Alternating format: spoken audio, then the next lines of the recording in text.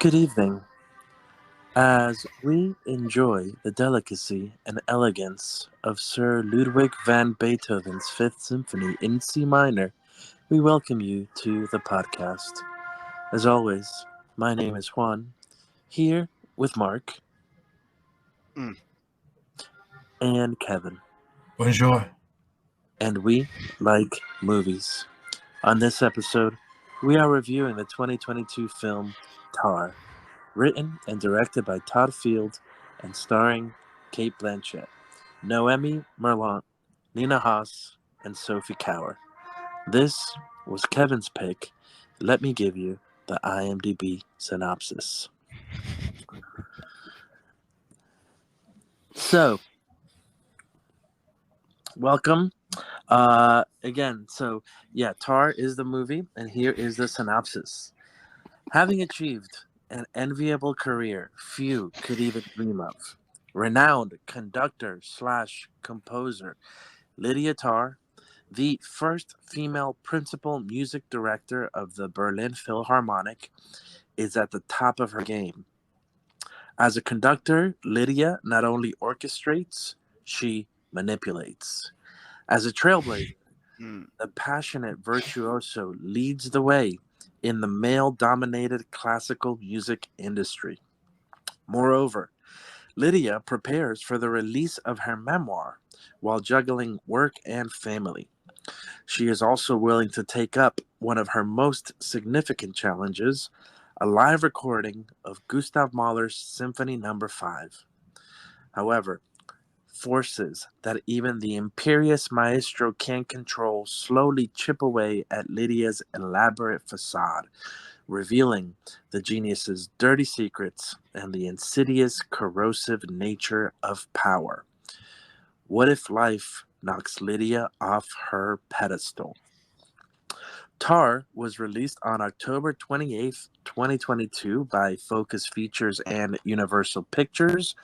It was produced by Standard Film Company and I don't know if this is MJAG or EMJAG. I guess it's MJAG.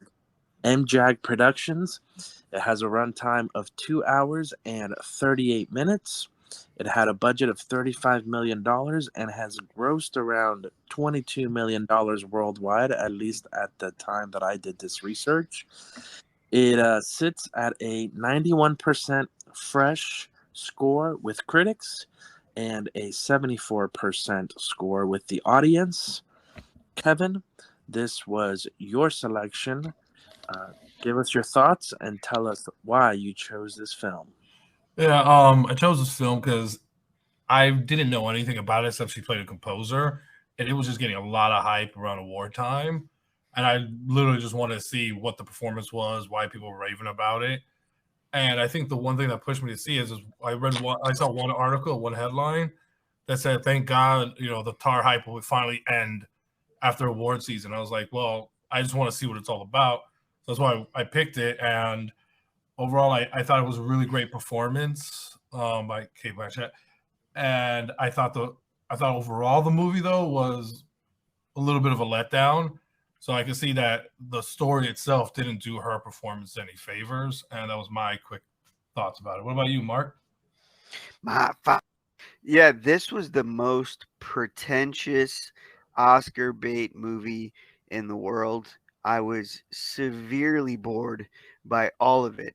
I did not care what was happening, but I think it was more because I was lost. This is a movie that if you're not a composer, if you're not in an orchestra, you're not going to know what they're talking about because they use a lot of jargon and I'm just like, yo, I don't know what she's saying and I don't know if that's supposed to be important, but it felt like an Oscar movie, and you know how we get those movies that come out that are just for the Oscars, and this was one of them, but it was incredibly boring, and I don't know why anyone would be interested in this. Obviously, Cate Blanchett does well in everything she does, so we don't need to discuss that part. Everything else. All right, I've got my hand near my gun, ready to draw and defend this movie to the death. Oh, I've got a lot to God. say. I got a Just lot to pass say. me the gun. I'll take myself out. All I want to say is just buckle up because I got a lot on this one. But I am glad that you brought up the jargon because I don't remember the last time I watched a movie where there were so many words that I did not know the meaning Right? of and had never even heard of. Um, but I really enjoyed this film. It felt dreadfully slow starting out, but by the final cut to black, I understood that every scene, every shot, and almost every detail was essential and perfectly calculated in the economy of this film.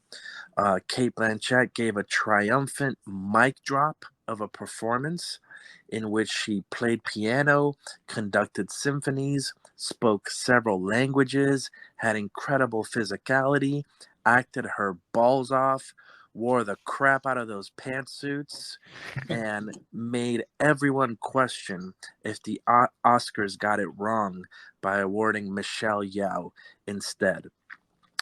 Essentially, this film is the ultimate poster child for the Me Too movement, and I'm not even the least bit mad at it because it did it tactfully as opposed to being heavy handed, and it presented a story that allows you to draw your own conclusions as you uncover the layers and the subcontext without the holier than thou high and mighty virtue signaling that has become so commonplace today.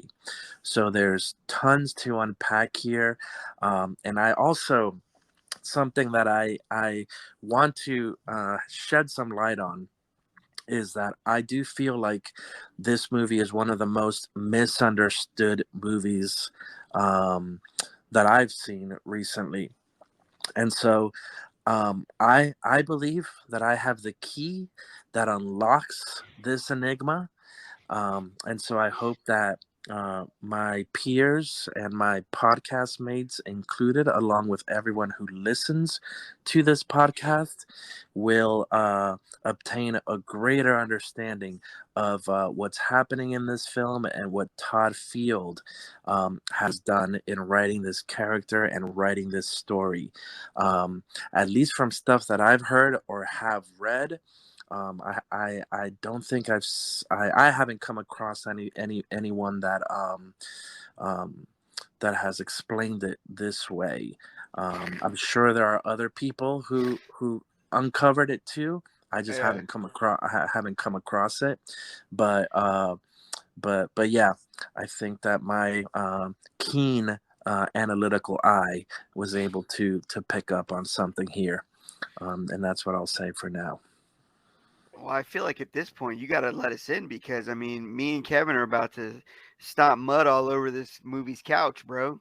I don't. I don't.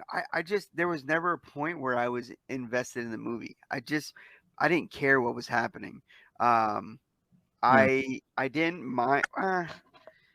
That the Me Too thing, like I feel like that's why it didn't bother me because it was done well. Yeah. But it wasn't enough to make me go, oh man, okay, now I see what's happening. I see what's going on.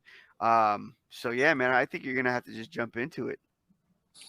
Well, let's before we get into it, let's give a little bit more background about the film, so, in case no one's watched it. So, what actually happens, and I guess if you're interested in a near 3 hour movie about a composer, then I would hope you've watched this already. And if not, you're probably not going to watch it. But we'll still give our spoiler warning that if you want to go and watch this, maybe pause the podcast, watch it, and come back. But I if don't not, know. It sounds like it's best if they listen first and then go into it okay. because I think Get your that insect even one. unless I'm about to like fall back in my chair, like having spontaneous like spasms because you just blew my mind so hard, I'm never watching this movie again. Okay. All So right. All it's right. best if they listen Okay. first. This is a new one for us, a new All right. territory here. Um, all right, yeah. So again, she's this famous composer, and eventually, what happens is that we find out that she's got this ex-lover that she spurned, who is, you know, really down in the dumps, and is kind of also, we think, maybe stalking her. Um, and as the story goes on and we discover more about who Lydia Tarr is, you know, we see she's kind of sketchy. She's really got some characteristics that we don't like, and she really might be doing this girl Krista really dirty. The girl Hmm. ends up killing herself, and now, you know, um, lawyers and whatnot start knocking, you know, saying like, "Hey, what's going on? What were your interactions with her?" And so her life sort of starts to unravel, because of the way in which she has taken advantage of individuals around her, has manipulated people, has exploited people in her position of power, until it really just completely everything unravels, and she ends up so far from the peak of the mountain where she was at. So that's kind of, Turns into Eat, Pray, Love. dude, her ass got canceled. That's that's all I could say. But okay, Ah. so that's kind of the arc of the story. So as I go into this, I will tell you, I have a lot written down. There are many words on my page here. Well, So, hopefully, unlike Tar, hopefully I understand most of them for you. well, and not only understand, but please interject or ask questions or whatever at any point. Oh, for But sure. if you like what you hear, you know, again, there's plenty here. So starting off, it seems like there are competing interpretations of what this movie is about.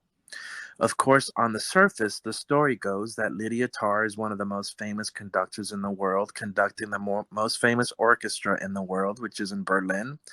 She's at the height of her career, publishing her autobiography, which is condescendingly titled Tar on Tar, which is a stroke of ingenious innuendo as it reveals and foreshadows the transgressions that will come to plague the protagonist because Tar is stained.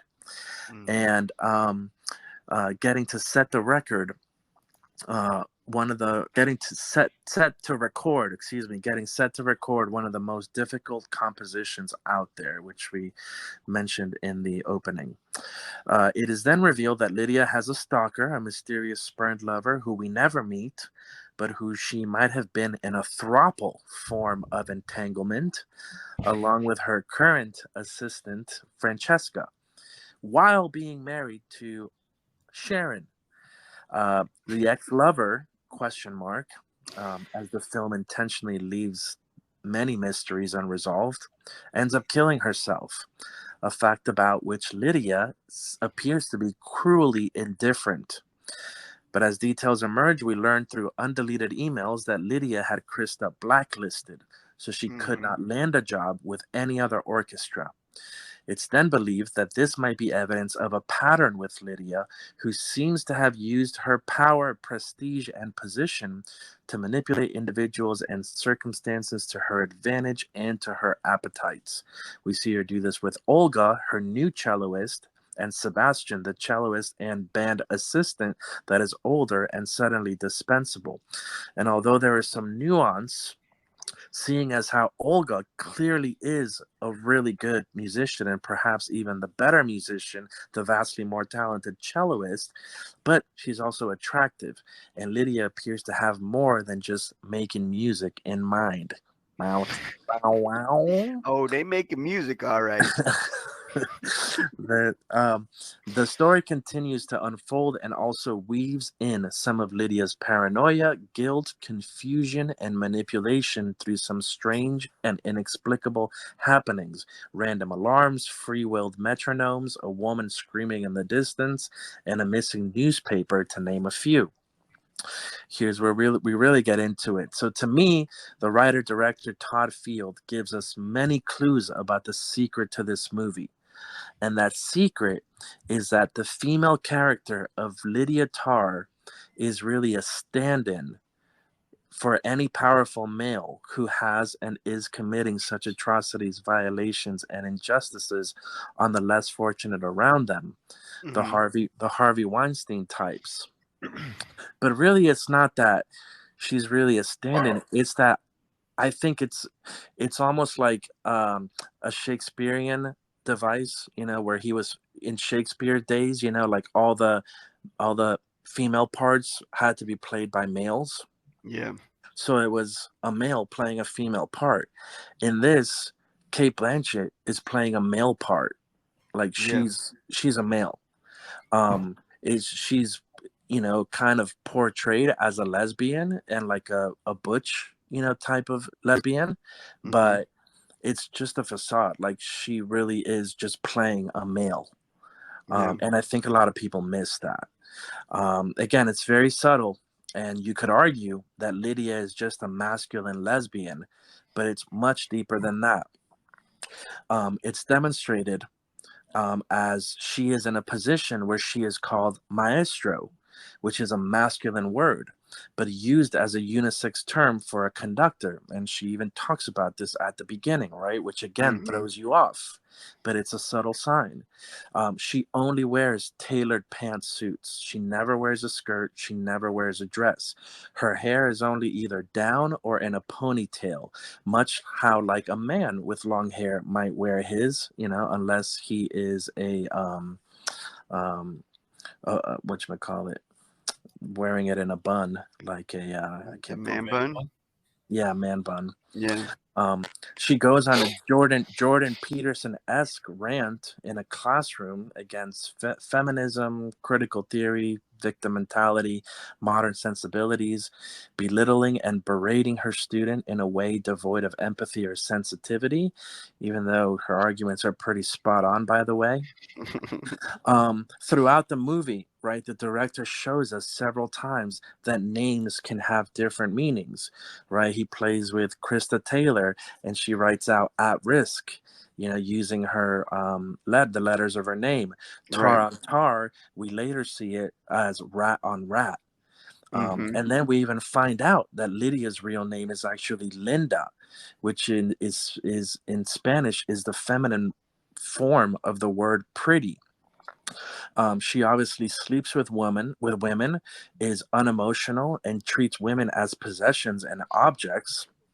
She refers to herself as Petra's father and demonstrates protective and defensive instincts. And lastly, there's the heavy and prominent use of mirrors throughout the movie, through which we see Lydia constantly. We see her through these mirrors, which is a reminder from the director that there's a different angle from which to view this character. So ultimately, I think this makes the message of the movie even stronger, because by doing this and by sort of playing with gender and all these hints and kind of leaving it very ambiguous, where you could argue that she truly is a lesbian, although I'm making the argument that the character is actually just a female actress playing a male. Hmm. um, that For me, this was genius, and it makes again that Me Too type of point even stronger, because by doing so you remove gender altogether from the equation and merely state that these types of transgressions stretch beyond the limits of gender and require analysis in a broader sense. um, as in, it's just wrong to use power to manipulate people, to exploit, for your own gains of whatever. It doesn't matter if it's a man doing it to women, or a woman doing it to women, or a woman doing it to men. It just, his whole thing is about just power, and how Right. it corrupts, and so I think doing it that way brings more the actual deeper, the actual issue to the forefront, as opposed to making it more about just where society is today, or gender and whatnot. So when this movie was released, some reviewers noted that many of the details of Lydia Tarr's biography matched those of a real life conductor named Marin Alsop. Hmm. Both female conductors in a profession in which they are nearly the only women.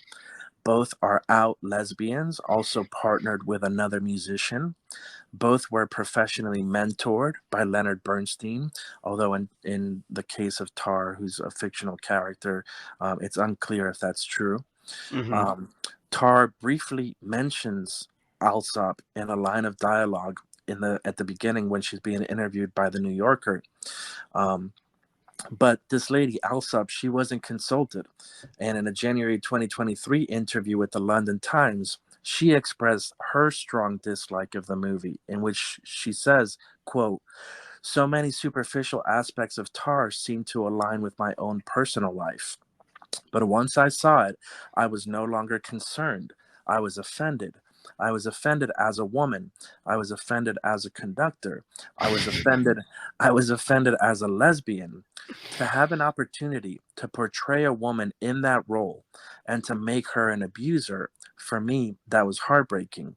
I think all women and all feminists should be bothered by that kind of depiction. There are so many men, actual documented men, this film could have been based on. But instead, it puts a woman in that role, but it gives her all the attributes of those men. Mm-hmm. That feels anti-woman.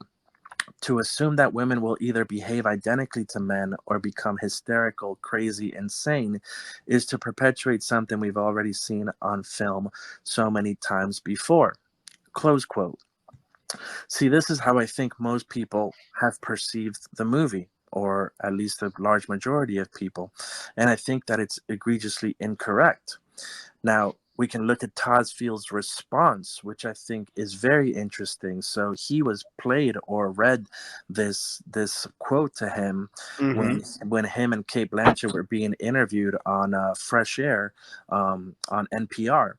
And the host, Terry Gross, she read him the statement and asked him for his reaction. And this is what he said. He said, "It's an incredible statement, and I appreciate it. I think that it's a really important conversation to have. It's part of why we made the film. And some people were bound to be offended. I mean, in terms of Marin Alsop, she's a storied trailblazer. She was a first of a very, very still tiny subset of female conductors. As she says, any relationship to her is superficial. And I'm in the masquerade business, so I'm not." He says, "I wasn't interested." This is the most important part of the quote. He says, "I wasn't interested in making a public service announcement about the evils of bad conductors or people abusing power in the classical music sphere. This is about a character, and it's about the corrupting force of nature. And unfortunately, I firmly believe that whoever holds power, it's going to corrupt them. It's just an unfortunate fact. We're part animal. Sometimes the animal takes over our better angels. So we've spoken to many female conductors at the top of their game that love the film, and they love the film because of the conversations that it inspires. And yeah, I don't know what to say.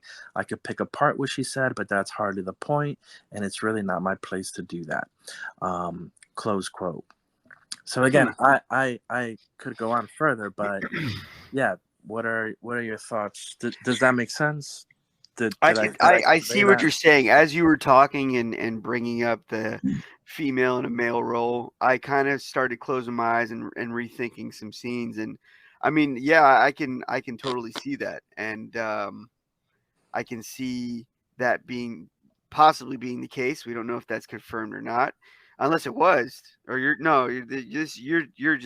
thinking this, right? I mean, are you saying that my critique is not valid? That Not that it's not He's asking if valid. it's yours or if other people have It's shared it. no. I know he said he was the first, but I wasn't sure if this was like maybe somewhere it got confirmed.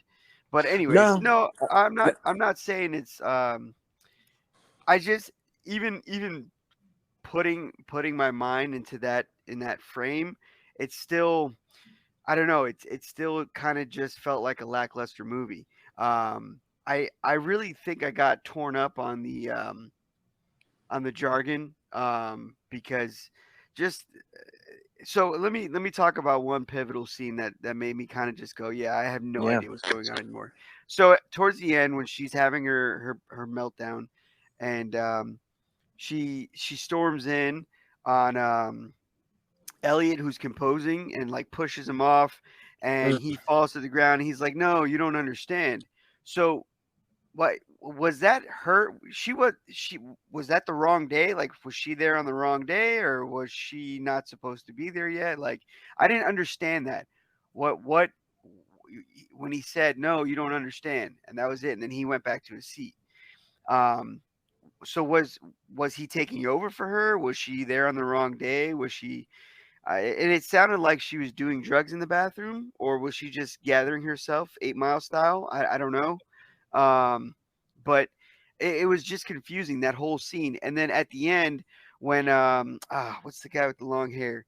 The one that she was talking to about Sebastian, how she was gonna get rid of him. She went yeah, to his house. He draws a, I don't know if it's a lowercase t. I don't know if it's a cross, or if he just couldn't do an X correctly. Like, I didn't understand what that meant when he wrote that. Now, obviously, I know that they have these score sheets, and so everyone's scoring the conductor, but it didn't allude to anything about what that was supposed to mean. Like, is that a demerit? Is that, I don't know. So that whole scene, it after that, I was just like, I don't know what's happening anymore. And I guess, I don't know, like, thinking about that scene, I don't know, maybe a man could do that, I guess. Yeah, absolutely. But just putting a man in that position, I don't know. I still feel like it'd be weird. I don't know. That scene really bothered me because I didn't know what anything was supposed to be. Was that the Mahler composition day yeah, where they were conducting that day? yeah. Okay, so then why was he up there? Why was Elliot up there? Because at this point, like she had already been ousted. Yeah, and So Okay. they were already set to record on that day. yeah, like the recording was still going on, but it was like it wasn't possible to do it with her at that point. So it was like, all right, you're out. Who's next? So they brought Elliot in to try to do it. Yeah. And yeah, she was on drugs throughout the whole movie. First of all, because she was stealing her wife's prescriptions. Yeah. Oh And then yeah. Well, it was a heart thing, right? She said, "Oh, yeah, I'm yeah, getting it was supposed to. flutters," I but mean, they I didn't was. they didn't mention It, what it was, right? it was probably like a form of like tranquilizer, like a what do you call it? Like Like a Xanax. like a downer, yeah, a downer, Mm. something like that.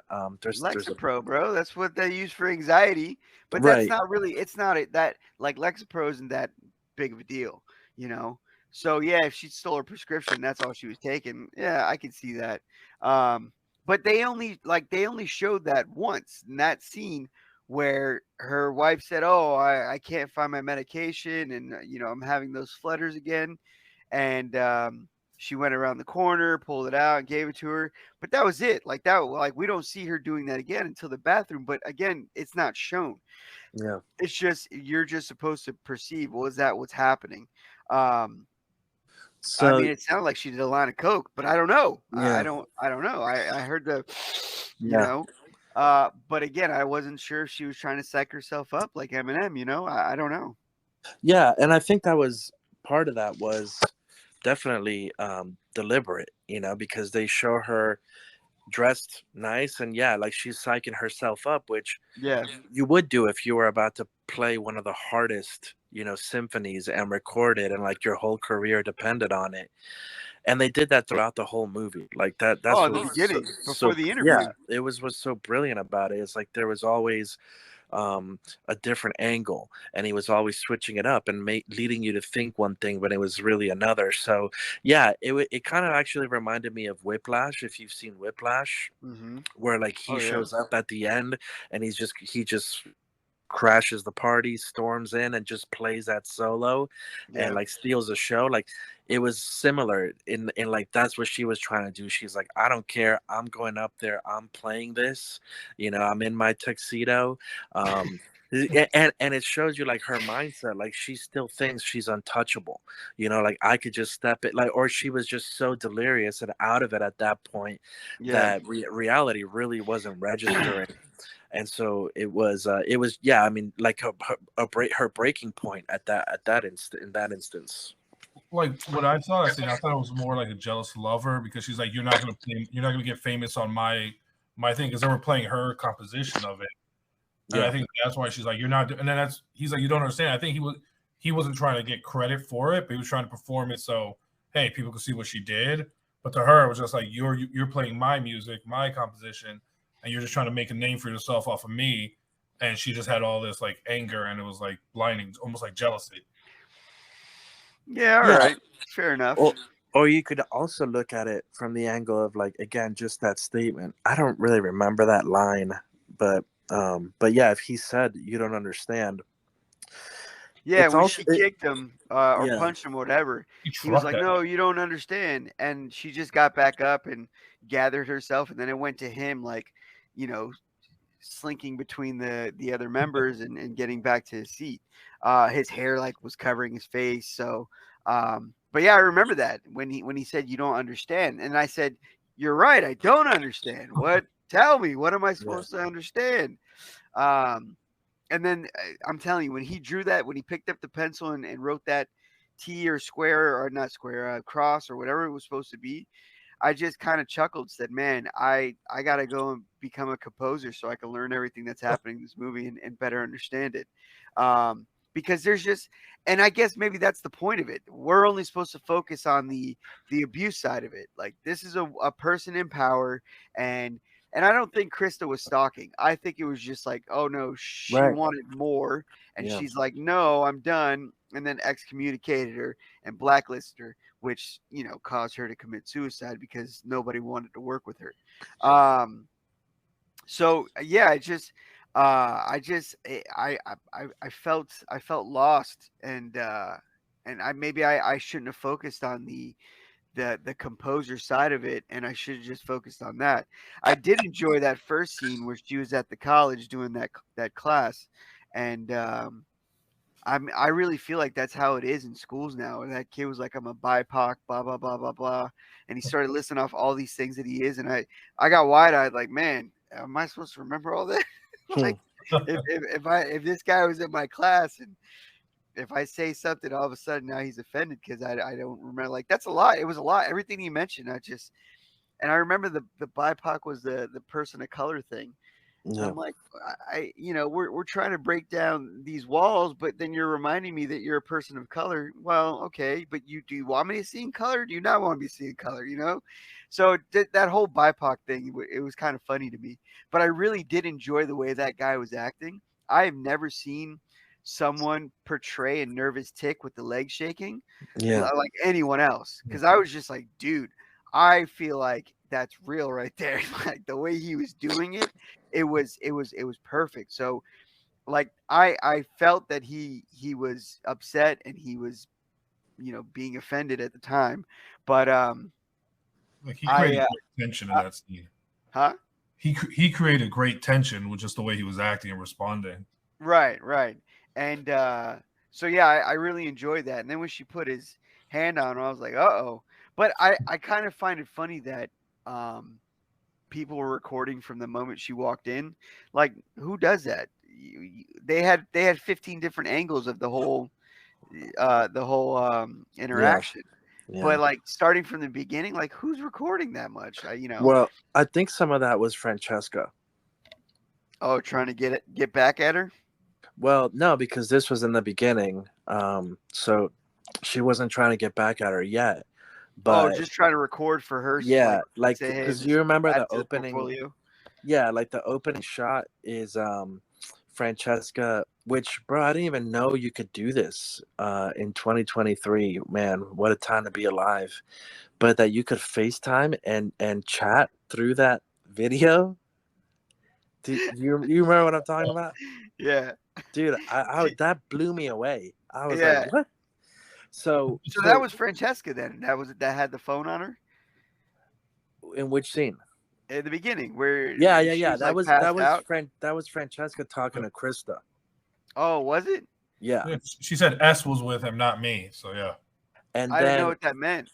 And then later on in the classroom, like, I just think Francesca was up the back row, Yeah. and because she just is a person that's alive today, and she's just always recording, and especially because she's someone that's always with this major celebrity, so Yeah. she's just like always recording her, and because she's in love with her too.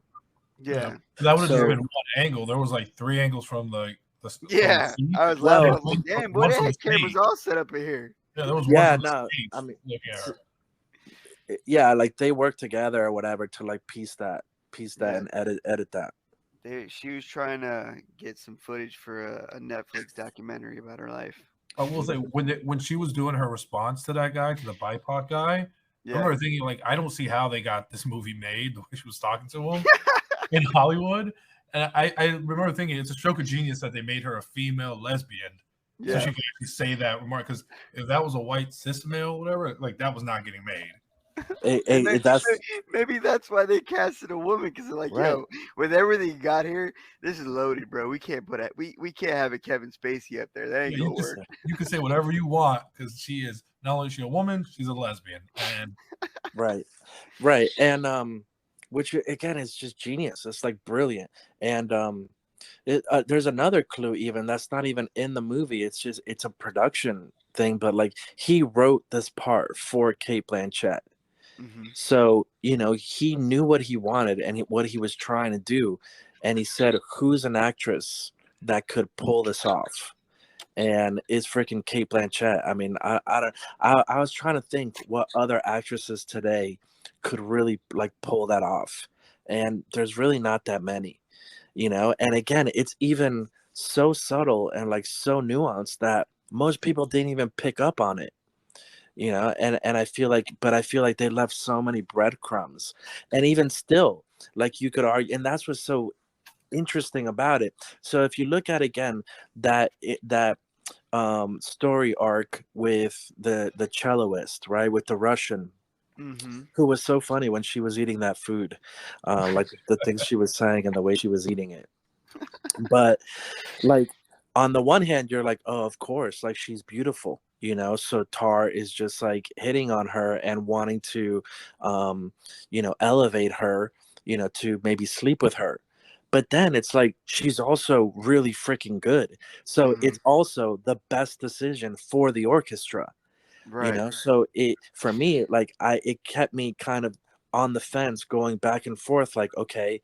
is she trying to hook up with her, is she, it was like, just so she was able to like kind of, I think, weave those things again to manipulate and keep pushing that forward, then they were like meeting one-on-one for their lessons, and like, eventually it probably would have gotten to the point where she made her move, Yeah. it just never got to that point, but it gave you enough of the other angle where it's like, okay, well, she's also really good, the other guy probably is aging out, so it seemed, but then again, then she has the audition and she allows her to audition. The other girl that was like the first chair that should have been the one gets Yeah. burned.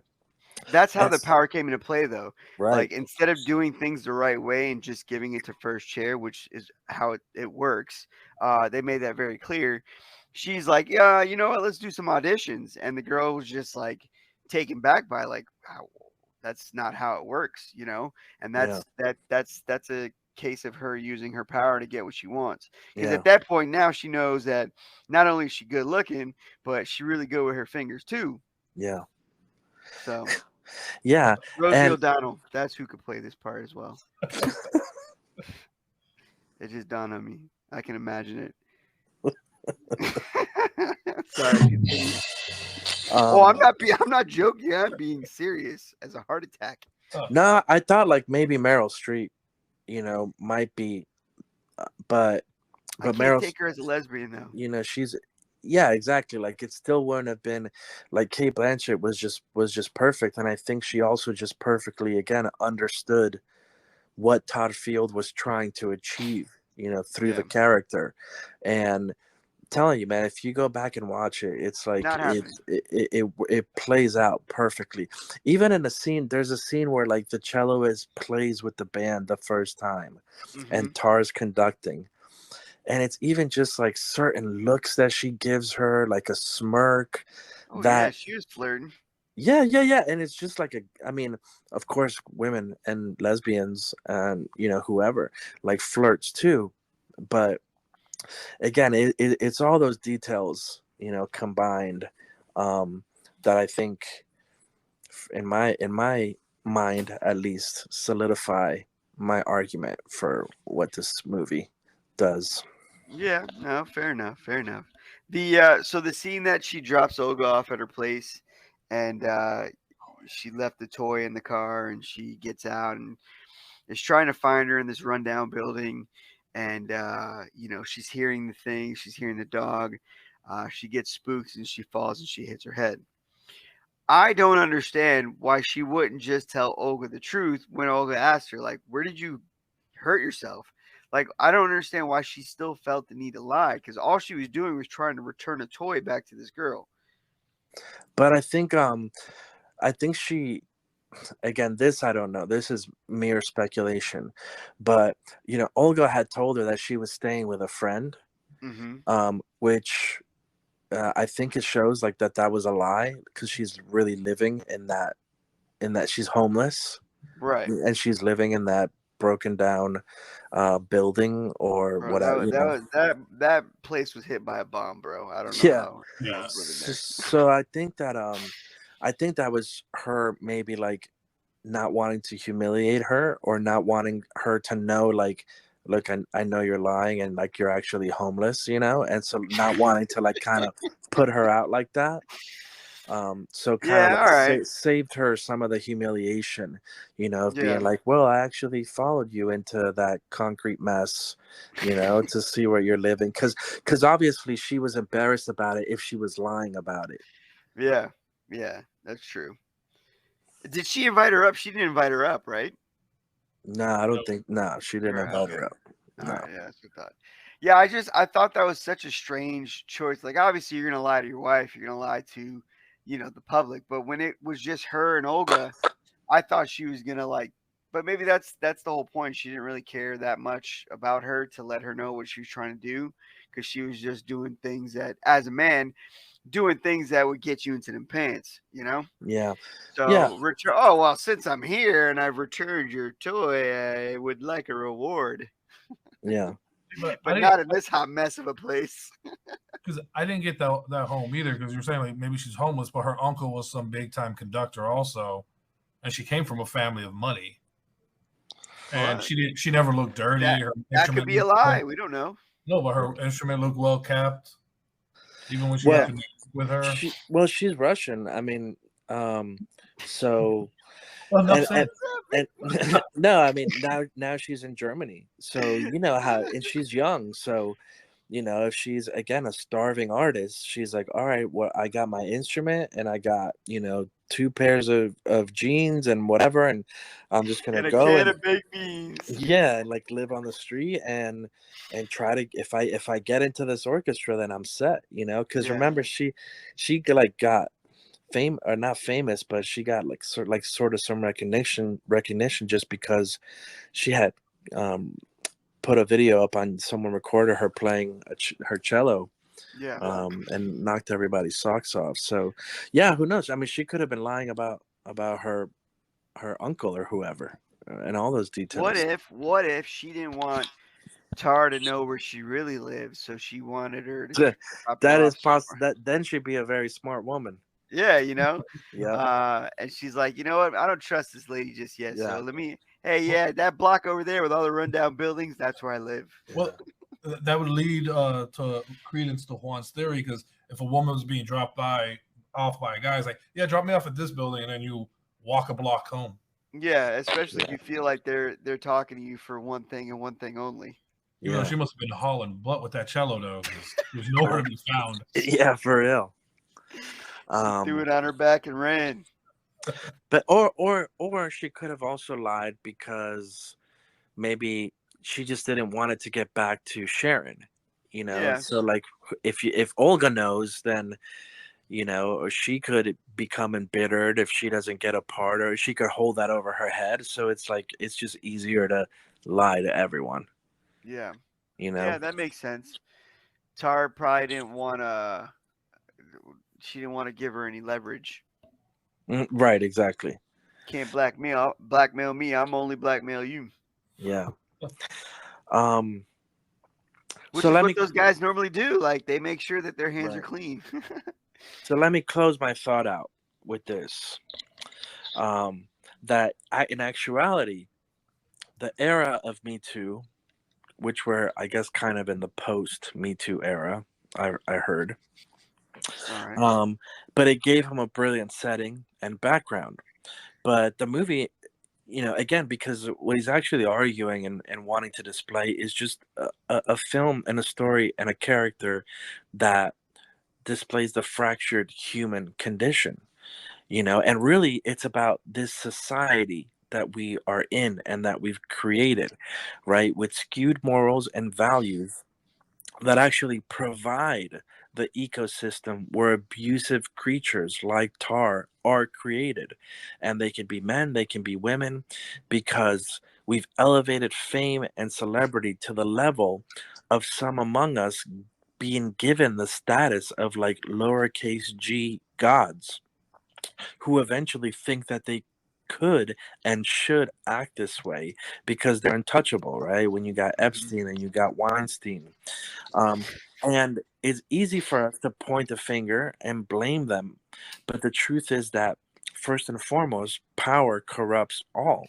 And most importantly, that again, it's us, the audience, the public, society, that has bestowed power on these individuals through our materialism, our vanity, and our insatiable hunger for consumption.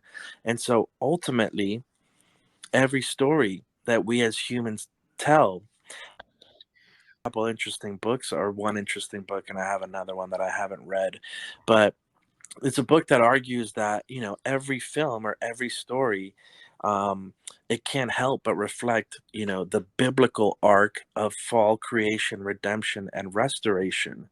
And Mhm. so Tar, like most movies, is showcasing another example of the condition of human depravity, which stems from the fall and from original sin. But again, Field does this brilliantly by asking the questions that we need to take to heart, and asking ourselves and not of those around us in a judgmental way.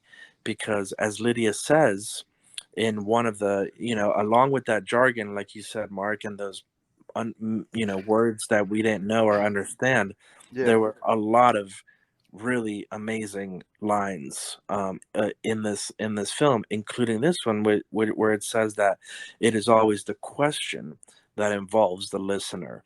It's never the answer. And so actually what a great artist and what great works of art must do is to ask the questions and to invite the audience to explore that and to Hmm. look at everything, ourselves, society, our values, our actions, and our souls, and to think hard on our condition. Yeah. And that's why I thought this was a really great movie. Fair enough. I will say there was so that scene going back to the class scene with that guy. I don't remember his name unfortunately. um, she was basically talking about how artists create things, and while at the end of the day they're a bad person, they do bad things, they still created this work of art, and we should appreciate that. And for a second, I was just like, we should. And then I immediately thought about R. Kelly, and I was like, oh no, no, no, no, I can't, I can't listen to his music anymore. Like, no, that's not happening. Or like, Dude, you're gonna tell Kevin, me, yeah, uh, if you're in your car and you're blasting a radio station and ignition ignition remix comes on, you well, immediately gonna no, shut it off? no, you know why? Because I'm automatically gonna go to the Chappelle Show version of it, and this is the remix to the song about pissing. I'll never like on the. This is the remix edition to the song about pissing. I'll never like. That's always been tainted for me. Ignition was such a great song, but once all that came out and Chappelle Show did what he did, like, yeah, no, that song's been forever tainted. I will always go to that and to those sketches. Yeah. But like with Kevin Spacey, I'll never watch. I've been dying to watch Seven, but I just can't. I can't do it. And House of Cards, man, that was great until he did what he did. And he ended up getting pulled off the show. Like those things, I can't go back to watching it. I don't know if maybe I think it's because that I know that these people had this power because they have this celebrity status, and people are worshiping them because of who they are, and so they're using that and exploiting people. Like I don't like when people in power do that. And Yeah. so knowing that that was the case and everything that happened was because of the platform he was on, it's just like, yeah, I don't want to cater to that. Like Chris Brown too. I don't even anytime anything comes up with him, I'm like, yep, changing. I'm good. Um, so I thought what she was saying was very interesting, but it makes sense because here she is, someone who is using and abusing her power while making great music and great art, and we're supposed to just overlook everything that she's done and just appreciate her music because of that, what she's achieved. Yeah. Well, sounds like you won't be watching any Jonathan Majors movies anytime soon. Bro, I I think was did I she love retract that that? guy, man. Like, huh? I think she retracted her statement. Who's she? The one who was accusing him of strangulation and all that. I don't know, man. That's been less than 24 hours, so I doubt that it's cleared up. That I mean, I think I saw Army dropped him from they had a recruitment ads with him, and they dropped all those ads. So I feel like it doesn't matter. It's gonna get dropped down, or he's gonna get semi canceled. I really think it's gonna be tough for Marvel to like keep him around. Anyways, we're getting off track, but yeah, no, Yeah. I don't. I unless it's like proven that this is the case, like, and he's in jail or whatever, then I'm gonna hold back on Yeah. watching his stuff, because I really enjoyed him as an actor. Um, Well, a few people have come out on Twitter and have basically been like, "Yep, we've been saying this for years," or like yeah, I saw we've two directors that yeah, directed him in some bro, movies. yeah. There's different people that have come out and been like, "Yep, this guy's been a problem." Yeah, he's a Um, sociopath. I was just like, yeah, holy but smokes! Like, how do you hide it that well? like my first thought was because I don't know if you've seen like a lot. I think this YouTuber, more plates, more dates, Hmm. and other people have been coming out like talking about like the pervasive like steroid use by like all these guys basically, that get ripped in 3 to 4 months for these roles.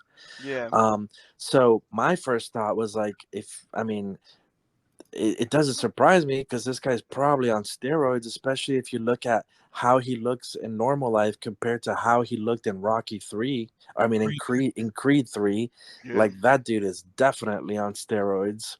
No, I So saw a picture where he looked all skinny and gangly. He was like wearing a brown jacket, yeah, and he looked probably about 20 something.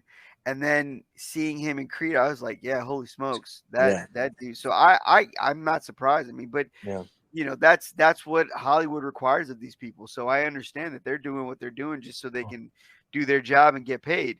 You know, not that it's right, but yeah, I understand it. And then if you got someone who's already got issues mentally and you're adding in steroids, I mean, that's yeah. just that's a recipe for disaster. just a little side note for our steroid crowd out there. It's actually the testosterone you take with the steroids that start bringing out that rage. Oh, okay. Right. Kevin doesn't want to get roid raged on. Just trying to appease all the audience out there. um, Somebody's gonna come and go, Kevin, you're cool. Juan, Mark, you're dead. well, so hopefully we're wrong, or yeah, hopefully his allegations are False. retracted and false and whatever, but it's not looking good. Anyway, Yeah. I I'm have still watching. another I have another detail here that again furthers my hypothesis. Hmm. Um, and it's the relationship between Lydia or Linda, and their daughter or Mm-hmm. stepdaughter. I don't know. They didn't really explain what the situation there was. Was it Sharon's daughter from like a previous marriage, or did they adopt her together? Like, it was weird. It seemed like she was more like maybe Sharon's biological daughter, but she was closer to Lydia. Again, another detail that they didn't answer. Yeah. But Sharon says that the only relationship in Mm-hmm. Lydia's life that is not transactional is her relationship with Petra. Yeah. And throughout the film, as we observe their relationship, we kind of get the sense like, yeah, that seems to be true.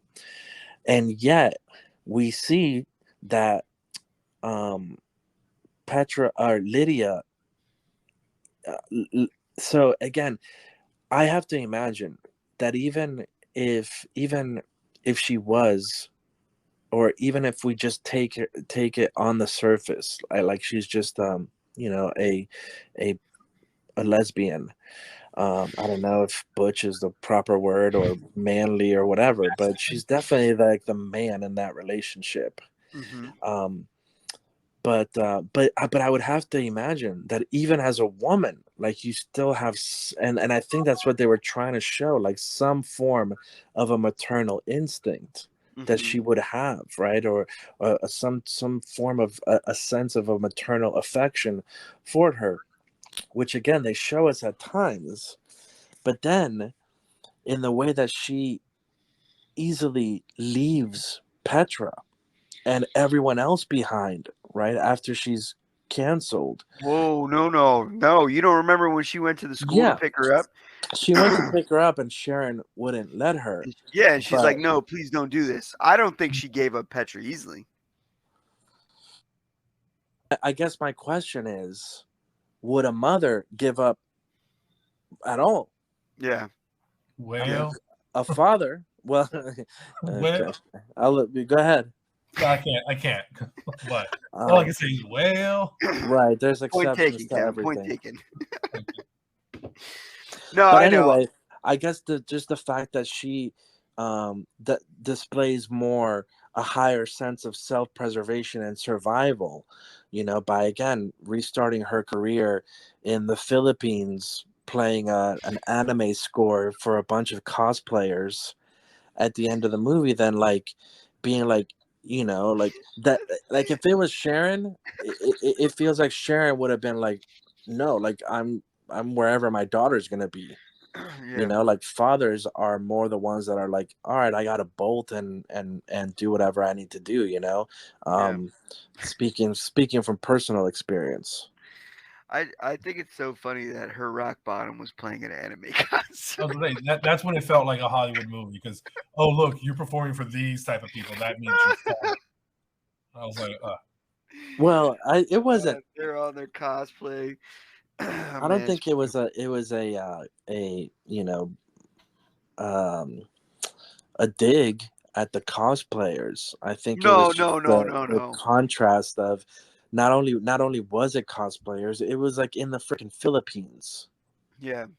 That's where I felt like it became a little Eat, Pray, Love. Like, Dude, but I do wish, by the way, they had just played a little bit more. Like she like was killing the Mario theme song or something. She's like, let me show you what I can do. Okay. um, dude, the most hilarious thing about this movie is that Alec Baldwin is in it. that came out of left field. I'm It like, oh, was, this must have been before all the rust stuff happened. yeah, before he shot someone or two people. The killer. In this movie, there was 2 careers that were canceled. Dude, how about I wrote this down, right? The song that she performed on the accordion, it was amazing. The lyrics were apartment for sale, apartment for sale. Your mother's buried deep, and now you're gonna keep her apartment for sale. Your sister's in jail. You put your sister in jail. You're all going to hell. Your apartment's for sale.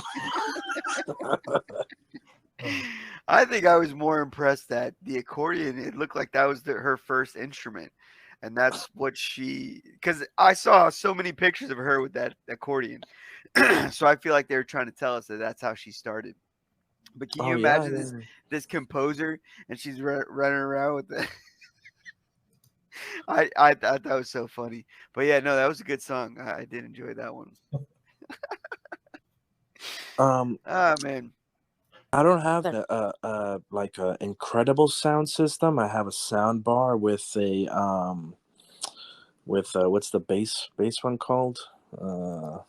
Subwoofer? No. Subwoofer, yeah, subwoofer.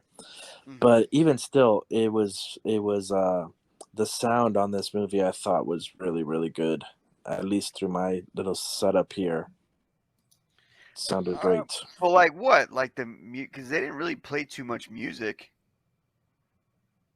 I mean, there was times where they played music, and then there was like a lot of effects too. I think like with that highlighted her paranoia.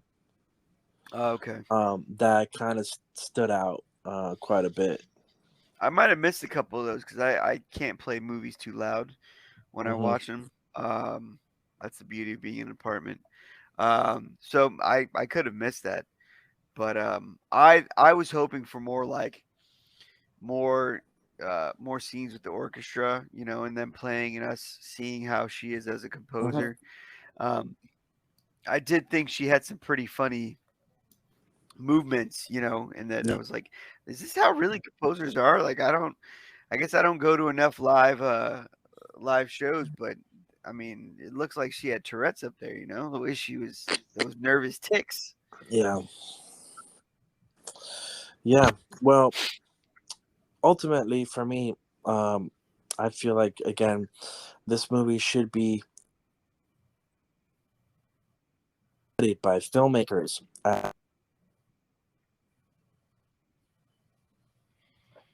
critics, and film lovers as a standard or an exceptional example for how to shed light on an issue or a topic without being overbearing, condescending, allowing the story to speak for itself. As I said, good art asks interesting questions and allows the observer to fill in the blanks. So, and I wrote a few of the other awesome quotes from the movie, just a few. There were so many, but again, I'm just gonna call him. I'm just gonna say his name was BIPOC. I think it's Max, by the way. Max. I think his name is Max. He sounds like a wrestler, BIPOC. She says to him, unfortunately, the architect of your soul appears to be social media. That was hilarious. That was pretty good. As he's storming out. Yeah. And she said something I also found really interesting because, again, the movie really then plays on this idea as she becomes paranoid and freaked out about noises. But actually, it was her mentor who said Schopenhauer measures a man's intelligence against his sensitivity to noise, which was, again, really interesting. I would definitely watch this again. But yeah. For sure, especially because I feel like even with all the stuff that I was able to pick up on, it only encourages me to. I feel like there was even more. Like I said, I really feel like every frame, every shot, every angle, like had a purpose to it, and again, not only telling the story, the narrative, and the plot, but in then making this subtle or asking these important questions. It's crazy too that the director Todd Field, this is only the third movie he's directed. The last one I think was called Little Children 16 years ago, and he freaking was nominated for like every major category in this movie. Yeah, right. That's it. That's insane.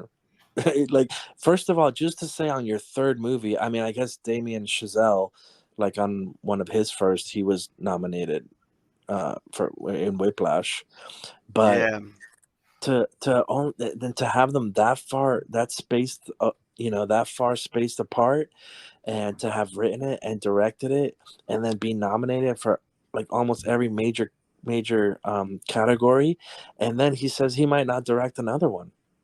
He done? It's Hey, man, crazy. you go out on top. That's how you Dude, do it. that is just ridiculously insane. Pulling a It's George okay. I see your Costanza. 10 movie. I see your 10 movies. I do 3. Yeah. Yeah, I mean, got it done in 3. All right, I'm out of here. I'd like to watch. I mean, I might try to watch his previous 2 at some point, Yeah. to see if they're as good as Tar. But all right, let's Doubtful. put Kevin to the test here and see if he's ready. If you guys don't have anything else, I have some fun facts for you. Oh, yeah, I'm ready. While he figures himself out because he's never ready. Bro, I was laughing when they called her Maestro because it made me think of the Seinfeld episode. Yeah. Jerry's like, I'm not calling him Maestro. Oh, my gosh.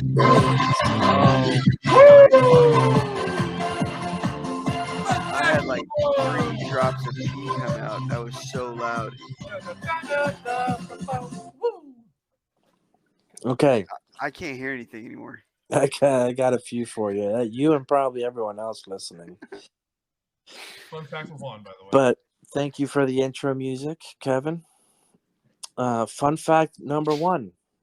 Also, Kevin, move up closer to the mic now. Again. I had to get away from that speaker. It was really loud. Yeah. Too bad I couldn't.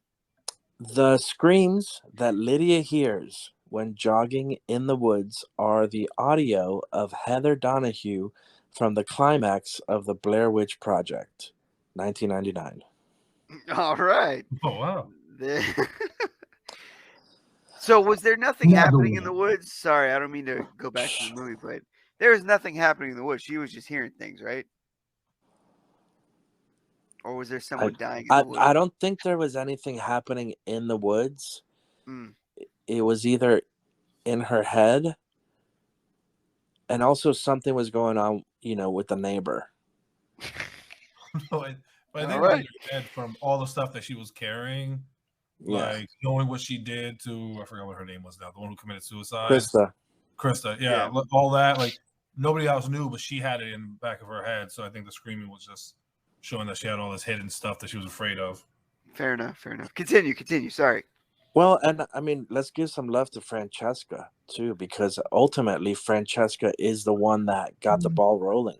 But before we give her love, she only did it because she got passed up. True. She was fine to ride that train all day long until it came back and bit her, and then she's like, "Oh, you're a rat." Well, it's tough to say. That definitely was the straw that broke the camel's back, but she was very torn up about Krista killing herself. Yeah. So she might have been headed down that road eventually, but certainly that broke the camel's back. Yeah, I just don't feel it was very altruistic of her. She was just like, all right, you passed me up. I have all this information on you. You're not letting her off the hook. Nope. That's when people usually become petty. Oh, I didn't get what I wanted. All right. Yeah. All right. Fun fact number 2. Professional cellist Sophie Cower had no prior acting experience and auditioned at the encouragement of a friend. She learned to act by watching YouTube tutorials hosted by Sir Michael Caine.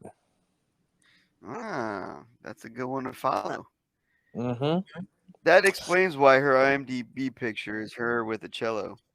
Yeah. Scenes of the orchestra playing are completely 100% real, and Cate Blanchett was actually conducting the Dresden Orchestra. I thought you were going to say it was CGI. I was like, whoa. No. The entire scene of Lydia teaching students at Juilliard, which again is that scene with the BIPOC Max. That whole scene was shot in one take. Really? Which I didn't pick up on the first time around, but I'd have to go back and check that out. Yeah, I mean, I don't. Yeah. That's awesome. Um, That doesn't shoot, happen too often. I don't know the timeline of this, but I believe it was probably before Tar. But Focus Features told Todd Field that they would produce any film that he wanted as long as it was between a certain budget, under a certain budget. Uh-huh. So he pretty much had a green light, bro, to make any movie he wanted to. But That's great. why? I guess was I Little guess, Children that great? or Well, yeah, I do remember getting Little Children getting a lot of hype. I never watched it, but I remember getting a lot of hype when around Oscar time. Oh boy. So it's another one of those Oscar bait movies. Fair enough. hey, if this one was Oscar bait, I took it hook, line, and sinker. Well, the Oscars didn't. Too They bad you did it. couldn't give him anything. Oh, only she won. Again, everything else went to. Who won? Yeah. No, she won for Best Actress, but everything else didn't go to. No, I thought Michelle Yeoh won Best Actress. Oh, She true. Yeah, so this didn't even work for her. No, Tar got blanked. No. Yeah. Yeah, but it was. Yeah. Hey, I'd rather be nominated than not nominated at all. I mean, it's a tough one. Again, I think because of what they're trying to pull off with Tar and feeling like Cate Blanchett is probably one of the only actresses that could pull this off. I feel like, to me, that gives her a slight edge. But I mean, when I go back to think about Everything Everywhere All at Once, Michelle Yeoh definitely did an exceptional job as well. So it's a tough one, but yeah, I definitely think Tar was deserving of being nominated for all those. Next up, on the flight to Berlin, Lydia opens up a gift that Krista sent her before committing suicide, which is the novel Challenge by Vida Sackville-West. The novel is based on the author's real-life romance with Violet Trefusis in the 1900s, who often threatened to kill herself if Sackville-West would ever leave her. The novel... Oh, so she was foreshadowing what she's about to do. It's a lot of foreshadowing, bro. The novel even starts with a dedication page from the author in Romani, which translates to, "This book is yours, my witch. Read it, and you will find your tormented soul changed and free." Sackville West also flipped her gender and often depicted herself as a man. And last but not least, so did you guys remember seeing that little symbol everywhere in the movie? The one that was drawn on the book, or no? The one that, yeah, it was drawn on the book. Then it was in Petra's room, like in clay, and then it was like on the back of the metronome. So, do you know what the symbol was? No. Were you curious? No, because I the only thing I picked up on was it in the book, but I couldn't see what it was, and then she ripped it out, and I even rewinded it, going, "What was that? Why was that so important?" And I couldn't tell what I was looking at, so no, I didn't even think about it. There was a lot more to it. I didn't write it all down because it was kind of long, but basically, it's a snake skin. But it's used by, you remember they spent some time like with some tribe, where she was like learning about a certain type of music, and both Francesca and Krista were there with her. So it's a symbol that used in that tribe. I forgot what it represents, but it's a snake skin, or what it means. But it's a snake skin.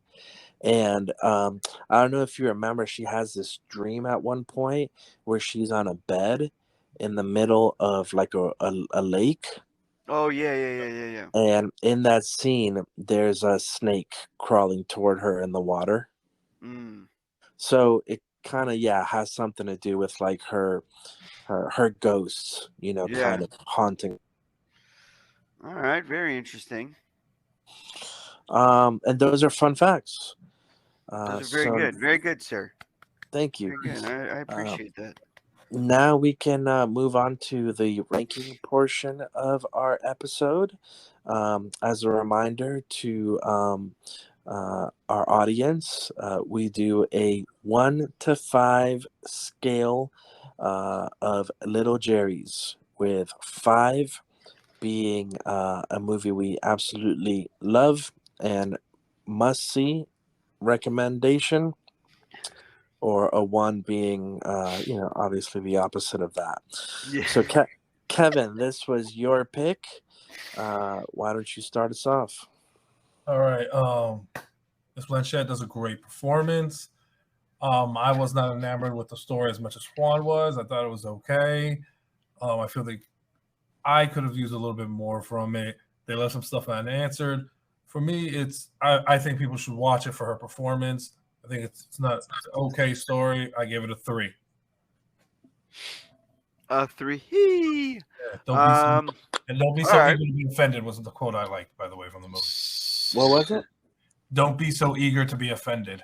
Oh, yeah. It's a really good quote from the movie. While Juan has introduced a very intriguing side of the movie, I can't help the feeling of being dumb, and this movie made me feel dumb. There was just so much that was said and done that I just didn't know what was happening, and I don't like that feeling, because I already know I'm a dumb when it comes to movies, because I like the boom boom boom and pew pew pew pew pew. Like, I like the action, I like action, and if there's a good story to go with it, then I'm all in, you know. So after it ended, I really felt like I had to go take some music classes just so I could rewatch this and have an understanding of what they were talking about. Um, I can't see myself ever watching this, even though, again, Juan, you did bring up some interesting points. I have no interest in watching this again.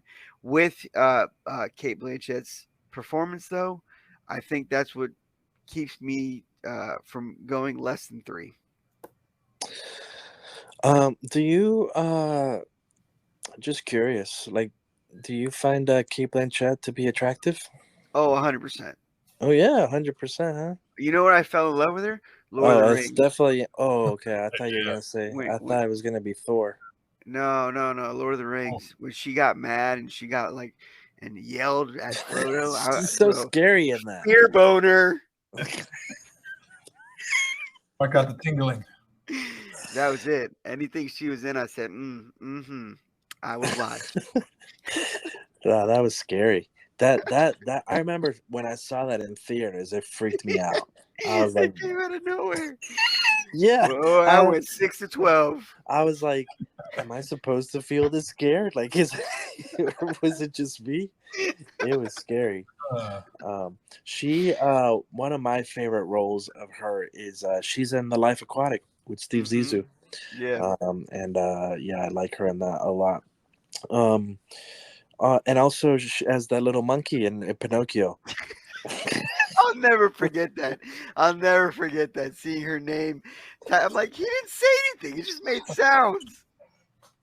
Spazzatura. Spazzatura, yeah. So that was a 1 out of 5? No, 3. No, Oh, 3. 3 out of 5. 3 out of 5. Okay. Well, I certainly cannot say everything that I said about this movie and give it anything less than a 5. So for me, again, I have been giving out a lot of 5s, but I've really enjoyed movies like Sound of Metal and other movies that we've done. This guy's Oprah out here. You get a 5. You get a 5. You get a 5. We did All Quiet on the Western Front. We did, if I counted correctly, we did 4 out of the 10 movies that were nominated this year for Best Picture. Maybe 5 now with Tar. I think 5 now with Tar. Yeah. I think so. That's pretty good. But yeah, it's a 5 out of 5 for me. Not only did Cate Blanchett knock this out of the ballpark, but I'm a huge Todd Field fan now, based off of this. Too late, brother. He's done. So I'm sad that I'm never gonna get to see him do another film ever again. But I will go back and watch Little Children and whatever the other one was. I'll look that up. In the bedroom. So a little note, by the way, Juan. We have done 6 out of the 10. Oh, okay, that's pretty good. Quiet. Yeah. What else? That's okay. I'll look at We it. did Top Gun, Everything, Everywhere, All at Once. Top Gun. Oh my god, I can't. Banshees. I always forget that was nominated. I love how that won Best Sound, and everyone's like, "Oh, they revenged their last Oscar snub when they were nominated for Best Sound for Top Gun, the first one." I said, "Wow, I'm glad they came back and got it again." So hold my beer. It should have been 7, right, Kevin? Because RRR should have been nominated. It should have been over freaking women talking or Triangle of Sadness. You know, I have Triangle Sadness on my list. You know, watching the Oscars and RRR when they did the song "Not To," that made my family go, "You know what? We might want to watch RRR." And I said, "I don't know if I have enough time to watch it again, but you should." Had no idea you watched the Oscars. Yeah, they really enjoy it. I don't. I don't really care who wins what. But yeah, they made a whole list, and we put $20, and whoever got the most right. So like I decided to be cute. I picked like Puss in Boots to win Best Animated. I knew it was gonna be Pinocchio because just the sheer amount of work that went into it. But I know Puss in Boots was a better movie, so like I picked that one. There was something else that I picked that was like obvious it was going to the other. So I ended up losing because I wanted to be cute. But I ended up watching the Oscars. Yeah, I didn't watch them, and I don't really watch them anymore. But Neither do I. But I was thinking again of just my love for movies and why, we do this podcast and why it's such a fun and thing for me, and I'm so passionate about it, dude. I used to watch it when I was a kid, and like I'm like, there. I was thinking like how many kids like watch the Oscars, not too many that I could think of the ones that I at least went to school with and whatnot. So yeah, it's pretty crazy. I know Kevin used to watch them too. I used to love them, but none of my kids. It's funny. I'm literally saying I never watched the Oscars, but I'm thinking about how I saw it last year with the slap. Like I saw that real time. So I guess I think I do end up watching the Oscars every year. I don't mean to. Yeah. I'm always with family, and they're just like, "Oh, it's the Oscars are on." I'm like, oh. Well, and it wasn't just Oscars too. Like I would watch Golden Globes, MTV. Oh, really? Yeah. Nickelodeon. I didn't watch Nickelodeons, but I would do Golden Globes. Every once in a while, maybe Actors Guild. I think they would show that one too. That's deep right there. Or, something SAG, like right? that. Yeah. That's right. That's the one. But I think that there also used to be like a Blockbuster award show. There was a Billboard. I don't think there was a Blockbuster. Oh man, okay. If Blockbuster had a show, I guarantee you they wouldn't have been out of business. Yeah, for sure. They should have had their own awards. The most frequently returned movie that was never around. People were so disgusted they didn't want to rewind this movie back. Oh, wait. But for 6 years, from 1995 to 2001, Blockbuster Entertainment Awards was a thing. Wow. Yo, well, Juan, you were the only one watching them, bro. I didn't even know that. That's impressive. Oh yeah. Awards. So I got one more quote for you from the film. It's a short one, and it's a good one to end with. It's "Hope dies last." Yeah, that was good too, and that is true. That is true. It's the hardest to die too. That damn hope. Yep. Hey, before we head out, I do want to thank our sponsor, Your Name Here. So if you want to sponsor us, I was literally like, damn, we got a sponsor now?